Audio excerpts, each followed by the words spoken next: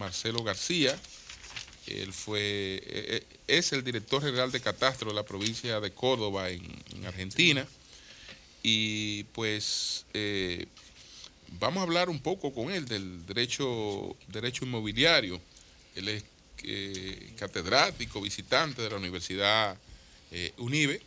Y en la República Dominicana, pues en estos momentos hay un interés que se ha puesto en vigencia desde hace algunos años de que las personas que están en territorio del Estado, en terrenos del Estado, que están en terrenos de particulares, pues puedan disponer de un título de propiedad que además es ya una riqueza de por sí que le permite dar mejor valor a sus propiedades, pero además poder actuar en función de estas propiedades. Entonces, no sé si usted ha notado alguna diferencia en relación a lo que es el derecho inmobiliario en la República Dominicana y la experiencia suya en Argentina. Bueno, antes que nada, buen día. A ver, son sistemas básicamente distintos. Sí. En Latinoamérica el sistema Torrens es en el único lugar que está es en República Dominicana. En el resto de los países funciona lo que se llama el sistema latino, proveniente de España, similar al francés. Son sistemas distintos y eso hace que sean soluciones distintas en cada sector. ¿En qué se fundamenta la diferencia? La diferencia, profesor. Y básicamente el sistema Torrens es un sistema constitutivo, y no solo constitutivo, sino convalidante del derecho. Una vez que usted obtiene el certificado de título, es propietario y es un título auténtico. En el resto de Latinoamérica, la propiedad se adquiere por dos vías: título por un lado y el modo por el otro. La inscripción en el registro no le agrega más valor que el de oponibilidad a terceros, pero el derecho se adquiere con el título y el modo fuera del registro. En Dominicana, para ser propietario hay que tener un título inscrito en el registro de la propiedad. Y ese título es inatacable, imprescriptible, cosa que no ocurre en el resto de Latinoamérica. Es decir, pero aquí parecería entonces que el derecho de la propiedad está más protegido. En teoría está más protegido. En teoría. ¿Cuál es el problema práctico? ¿Por qué en el resto no lo aplican? Cada país, por su soberanía, elige el sistema. Sí, pero en el caso de aquí, para. ¿cuál es entonces la debilidad? Si teóricamente planteamos eso. La debilidad tiene que ver con algunas cuestiones que vienen de la historia. Básicamente yo diría que uno de los mayores problemas que ha tenido el sistema ha sido la llamada constancia anotada, que ha generado problemas. La carta constancia, como la conoce la gente. Ese básicamente ha sido el gran problema. Y otro problema que hay es que el sistema, así como es convalidante, tiene sus riesgos. El acto, el contrato por el cual yo le compro a alguien una propiedad, está fuera del control del registro. Entonces en ese acto puede haber maniobras fraudulentas y una vez que toma estado registral se lo convalida. Ese es uno de los problemas, otro de los problemas que podría haber. Pero básicamente yo me atrevería a decir que el mayor problema son las constancias anotadas. Yo tengo, Julio, una observación que me gustaría presentarle, y es el hecho, por ejemplo, de que los títulos, una vez tienen un año de emitido y de registrado, son inatacables según la norma. Si yo tomo, por ejemplo, una constancia anotada, y le estoy hablando de un caso específico que conozco, de una propiedad colectiva como un bien de condómine, construida por el Estado cuando no se formalizaban los títulos particulares, y agarro, y saco el título y me lo guardo. Después del año yo puedo sacarlo y disponer, es realmente amparado en una ley, aunque haya sido fraudulento el método. Bueno, eso cambió con la ley 10805 respecto de la 1542, porque la protección empieza a partir de la inscripción en el registro. Antes empezaba a partir del decreto de registro, y yo el decreto de registro lo podía tener guardado hasta que pasara el año. Actualmente la protección es a partir de su inscripción en el registro, con lo cual una vez que se inscribe en el registro se supone que están dadas las condiciones de publicidad de ese título. Ya. Sí.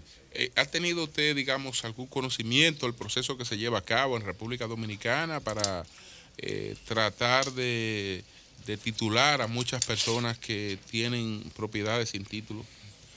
Bueno, esos son procesos que no solo en República Dominicana, sino diría que en gran parte de Latinoamérica, son políticas de Estado. A veces esas políticas de Estado fallan porque hay cuestiones que tienen que ver con técnicas, con mediciones, que tienen un costo.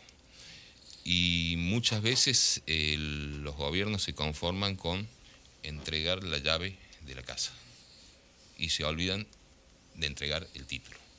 Y eso ha ocurrido no solo en República Dominicana, sino le diría en toda Latinoamérica. Hay mucha gente que ocupa una vivienda otorgada por el Estado, pero no tiene título, y con lo cual no tiene acceso al crédito. Sí.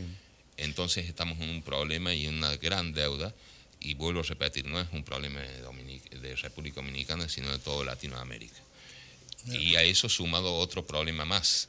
No solo es el que yo entrego viviendas sociales a bajo costo, pero no le doy el título, sino que tengo ocupaciones ilegales e invasiones de terrenos de propietarios distintos. Normalmente el principal damnificado en esto siempre son los terrenos del Estado. El Estado suele ser el peor de los propietarios. Perdón, antes de seguir, Julio, Abel Ogando, mi amigo Abel Ogando, te manda a decir que hable con Richard Martínez porque él fue a Cuesta y compró el último que quedaba, que ya se agotó, que tiene que llevar más libros porque ha sido ya tú sabes, pero yo a mí me una ha escrito más de 200 personas. Ya tú sabes. Eso es sobre Señor una novela Marcelo, que estábamos comentando para que nuestro invitado... De Gracias, tierras Abel. del Estado. Han habido casos como este en otros países latinoamericanos. ¿Y cuál ha sido la solución? Ahora mismo se está discutiendo una situación en un área protegida, Valle Nuevo. Y hay unas familias que dicen que son propietarios de una serie de terrenos y que necesitan una compensación si los van a sacar de ahí. Pero hay muchos que sostienen que esos títulos son ilegítimos, que si van a tribunales no pueden demostrarlo.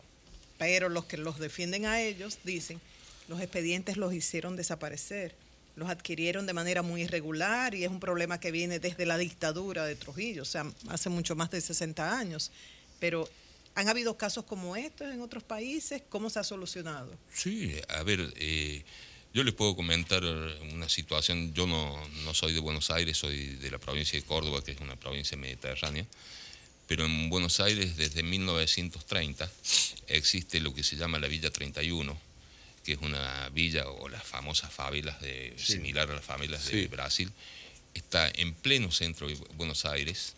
Actualmente lo único que para el crecimiento en la altura de esa villa, que es un conglomerado sin ningún tipo de títulos, la gente se establece allí, está creciendo en altura, lo único que para el crecimiento de esa villa son los elevados. Todo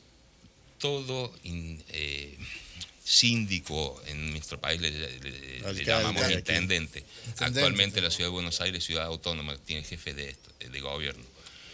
Todo quien estuvo a cargo de la ciudad de Buenos Aires, previo a asumir el mandato, decía, voy a solucionar el problema De la tierra. Nunca se solucionó. De la Villa 31. Estamos hablando de 1930. Ay, Dios caramba. mío. Y estamos hablando de más de 40.000 familias. Sí. Solo en ese barrio. Y en pleno centro de la ciudad, casi más cosmopolita de Sudamérica, junto con Sao Paulo y Río. Y ese problema no tiene solución. Se han intentado muchísimas. Pero ¿cómo soluciono yo el problema de infraestructura de servicios básicos en una villa que tiene una altísima densidad? Ya. Yo estuve viendo, nosotros regresando de Nueva York, y por cierto venía con algunos de los compañeros del programa, en el giro de aterrizaje del avión, cómo se están levantando en terrenos que son públicos, porque son terrenos que pertenecen al Consejo Estatal del Azúcar, decenas de casitas, vamos a decir, centenares de casuchitas sin ningún tipo de servicio. ¿Cómo impacta esto en el valor de los bienes inmobiliarios y qué aconsejan ustedes que deben hacer los estados para proteger estos espacios? Mire, hay dos cosas. Evidentemente que la ocupación ilegal de tierras se genera, no es algo que se genere de manera espontánea, normalmente es organizada. No es que vaya una persona y se ocupa allí. Sacar una persona es muy fácil. Lo que es muy difícil es sacar a un grupo de personas con sus familias y con sus niños. Normalmente ese tipo de ocupaciones son organizadas y tienen su raíz básicamente en el acceso a la tierra. Los países de Latinoamérica no hemos sabido solucionar un problema social de acceso a la tierra a la gente de menos recursos. Y esa gente necesita un lugar donde vivir. Y normalmente, ¿qué es lo que hace? Va a los terrenos del Estado, porque vuelvo a repetir, el peor de los propietarios es el Estado. Y por otro lado, el Estado, cuando le ocupan sus tierras, si saca a esa gente que le ocupa sus tierras, ¿a dónde va esa gente? En algún lugar la tiene que poner. Ya. Entonces termina diciendo, y bueno, que queden aquí.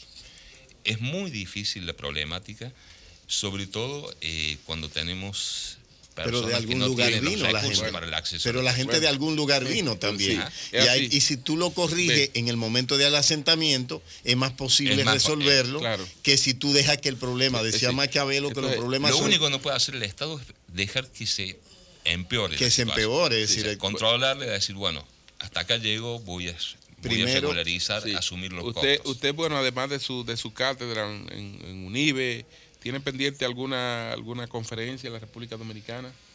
No, me estoy yendo mañana de regreso. Hubiera sido bastante interesante poder darla. A mí no me agrada mucho dar conferencias porque parezco el maestro. Me interesa más dialogar, porque en el diálogo se aprende. Así es. En el intercambio se aprende.